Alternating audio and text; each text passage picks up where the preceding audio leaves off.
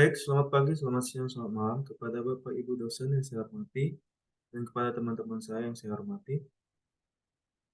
Izinkan saya memperkenalkan diri. Saya Maruti Julio Carlos dengan NIM 120210049 dari kelas ERA. Di sini saya ingin mempresentasikan hasil dari penelitian saya, yang merupakan juga tugas besar metodologi penelitian. Di sini saya mengangkat judul Analisa Kestabilan Tanah dengan Perbandingan Nilai CBR Laboratorium dan Nilai CBR Lapangan dengan studi kasus Jalan Airan 1 Kecamatan Jatiagung. Terdapat bab 1 pendahuluan, yang dimana yang pertama latar belakang. Menurut Undang-Undang RI Nomor 38 Tahun 2004 disebutkan bahwa jalan dapat diartikan sebagai salah satu prasarana segala jenis transportasi, baik darat, udara maupun laut, yang melingkupi segala sesuatu pada daerah jalan, termasuk bangunan jalan maupun perlengkapannya, yang digunakan untuk lalu lintas.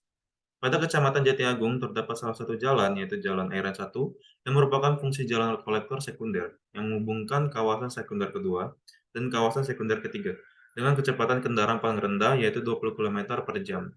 Jalan Airan 1 ini sering dilewati banyak jenis kendaraan, baik kendaraan kecil maupun kendaraan besar. Jalan Airan 1 saat ini sebagian besar rusak dan tidak layak dilalui, karena masih banyak tanah batuan yang tidak rata. Terutama di saat hujan melanda, tentunya menciptakan kubangan yang dipenuhi oleh air, dan mengakibatkan tidak nyamannya saat berkendara. Solusi untuk meningkatkan pelayanan aktivitas dan kelancaran jalan, maka jalan tersebut harus diperbaiki. Hal yang menjadi utama dan perlu diketahui adalah fondasi dasar dari tanah tersebut. Yang kedua, terdapat rumusan masalah. Ada rumusan masalah dalam penelitian ini, yaitu pertama, berapa besaran nilai siber lapangan dan siber laboratorium yang didapatkan setelah pengujian dilakukan. Yang kedua, bagaimana perbandingan nilai siber lapangan dan siber laboratorium yang didapatkan setelah pengujian dilakukan. Yang ketiga, bagaimana pemadanan tanah yang harus dilakukan untuk kestabilan suatu tanah dalam pengujian. Yang ketiga, terdapat tujuan penelitian. Yang pertama, menganalisis nilai CBR di setiap metode yang nantinya akan dikorelasikan pada jalan airan 1 yang akan diteliti. Yang kedua, menganalisis sebab akibat pada kerusakan jalan airan 1 yang akan diteliti. Yang ketiga, menganalisis solusi yang akan dilakukan pada kerusakan jalan airan 1 setelah dilakukannya pengujian. Kedua, ruang lingkup penelitian. Dalam penelitian ini akan dilakukan secara dua metode, yakni pada uji CBR laboratorium yang dilaksanakan di Laboratorium Mekanika Tanah Institut Teknologi Sumatera, dan uji CBR lapangan yang dilaksanakan di Jalan Airan 1 di Kecamatan Jatiagung. Penelitian ini meliputi batasan yang akan dipelajari, yakni pada uji CBR laboratorium adanya perbandingan antara beban penetrasi suatu bahan terdapat bahan standar dengan kedalaman dan kecepatan penetrasi yang sama. Pada uji CBR lapangan dalam membandingkan tegangan penetrasi pada suatu lapisan tanah dengan tegangan penetrasi bahan standar. Yang kelima, manfaat penelitian. Adapun manfaat pada penelitian yakni yang pertama dapat memberikan kawasan yang lebih luas mengenai kestabilan suatu tanah. Yang kedua, dapat menganalisis sebab akibat terjadi kerusakan pada suatu jalan dengan melakukan uji CBR baik di laboratorium maupun lapangan. Yang ketiga, dapat menerapkan ilmu geoteknik yang merupakan salah satu konsentrasi teknik sipil dalam dunia kerja.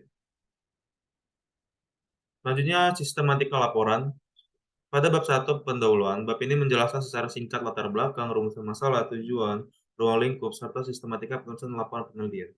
Yang kedua, bab 2, tinjauan pustaka dan landasan teori. Bab ini menjelaskan tentang kajian atau teori-teori dari berbagai sumber yang dibutuhkan dan dijadikan sebuah acuan menganalisis penelitian. Yang ketiga, metodologi penelitian. Bab ini menjelaskan secara umum metodologi percobaan dan interpretasi data. Yang keempat, analisis dan perhitungan. Bab ini menyajikan hasil penelitian dan diskusi terhadap hasil yang diperoleh. Hasil penelitian dapat disajikan dalam bentuk grafik, gambar, ataupun tabel. Kelima, penutup. Pada bagian ini berisi kesimpulan dan saran pada laporan penelitian ini. Selanjutnya, bab 2, kita masuk ke bab 2, tinjauan pustaka dan landasan teori. Yang pertama, tinjauan pustaka. Tanah merupakan gejala alam di permukaan daratan membentuk suatu zona yang disebut mintakan atau disebut zone, atau dengan kata lain pedosfer. Tersusun atas massa galir atau luis berupa pecahan dan lapukan batuan tercampur dengan bahan organik.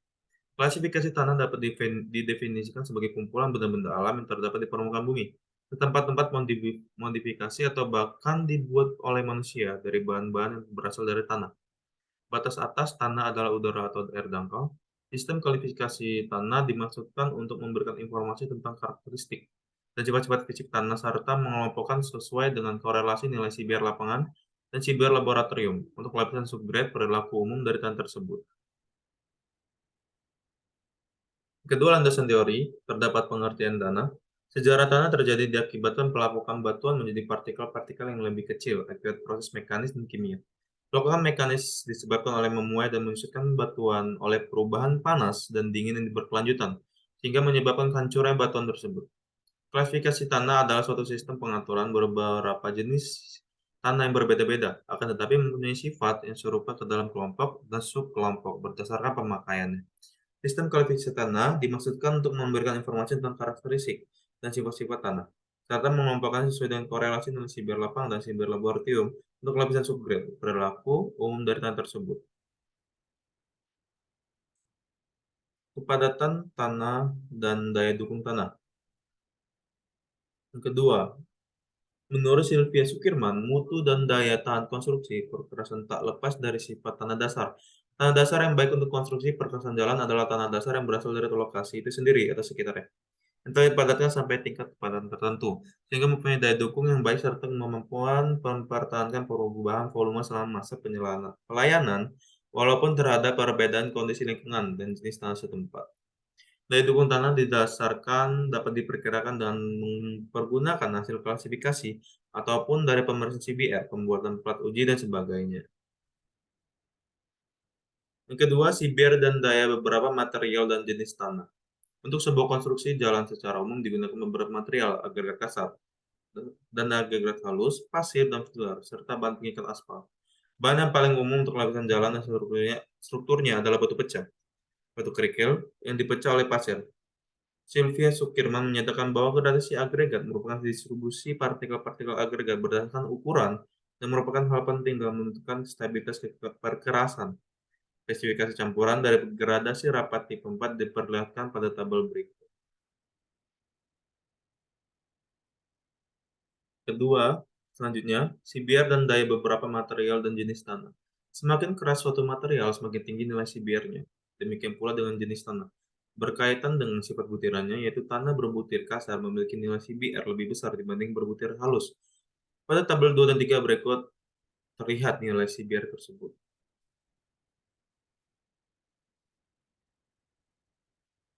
Selanjutnya CBR lapangan. Uji CBR lapangan atau disebut CBR in place biasanya digunakan untuk mengevaluasi atau mendesain komponen dari perkerasan lentur. Nilai CBR yang dinyatakan dalam persen digunakan untuk menentukan daya fulcrum base, subbase, ataupun lapisan fondasi perkerasan jalan. Uji CBR ini di lapangan mengacu pada Standar Nasional Indonesia nomor 1738 tahun 2011. Bab 3, metode penelitian. Terdapat yang pertama jenis penelitian. Jenis penelitian yang digunakan pada penelitian ini yaitu jenis penelitian dengan analisis data kuantitatif. Hasil analisis yang didapat dari penelitian ini dievaluasi sehingga mendapatkan alternatif yang lebih baik dari permasalahan terjadi. Yang kedua, penelitian lokasi. Penelitian ini dilakukan pada dua lokasi, yaitu lokasi yang pertama di Jalan Airan 1, Kecamatan Jati Agung, dan lokasi yang kedua di Laboratorium Mekanika Tanah Institut Teknologi Sumatera. Yang ketiga, alat dan bahan uji CBR laboratorium. Alat CBR, saringan nomor 4, hammer, seperangkat mold, oven, container spacer disk, keping beban dengan massa 4,4 kurang lebih 0,02 kg. Palu karet, plastik ukuran 5 kg, scrub, timbangan, air suling, gelas ukur, nampan, kertas oli, stopwatch, dan kuas. Yang keempat, alat dan bahan uji CBR laboratorium. Yang pertama, dongkrak CBR mekanik dilengkapi dengan swivel head, cincin penguji, piston atau torok penetrasi, dan pipa-pipa penyambung. Arloji penunjuk, penetrasi dilengkapi dengan balok penyokong dari besi profil sepanjang kurang lebih 2,5 meter, keping beban plat besi, 2 dongkrak truk, alat-alat penggali, alat-alat tumbuh, alat-alat perata, dan water pass. Yang kelima, prosedur pengujian siber laboratorium. Menyaring sampel dengan saringan nomor 4, lalu mengambil sampel sebesar 5 kg. Menghitung kadar air sampel, kemudian menambahkan air hingga kadar air optimum. Menimbang massa mold. Mengolesi mold dengan oli, meletakkan spacer disk di bawahnya. Melapisi bagian atasnya dengan kertas, kemudian mengisi mold dengan tanah sepertiga bagian dan menumbuk tanah dalam mold sebanyak 56 kali. Sesuai STM diulangi hingga lapisan kedua dan ketiga. Selanjutnya meratakan permukaan mold, selanjutnya meletakkan tanah dan mold pada mesin CBR dan serta capping beban di atasnya. Selanjutnya mengatur torak penetrasi sehingga beban awal toral penetrasi sebesar 4,4 kurang lebih 0,02 kg.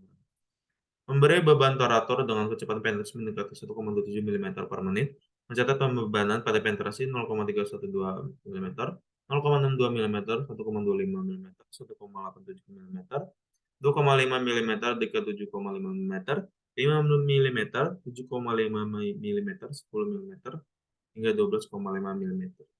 Selanjutnya mengambil contoh tanah masing-masing pada bagian bawah tengah dari atas dari sampel tanah pada mold dan memasukkannya ke dalam oven dengan suhu sampai 5 derajat Celcius selama 24 jam lalu dihitung kadar air dan sampel tersebut. Yang keenam, prosedur pengujian CBR lapangan. Yang pertama, menentukan titik pengujian di mana jarak titik pengujian ditentukan agar tidak mengganggu penguji di titik berikutnya.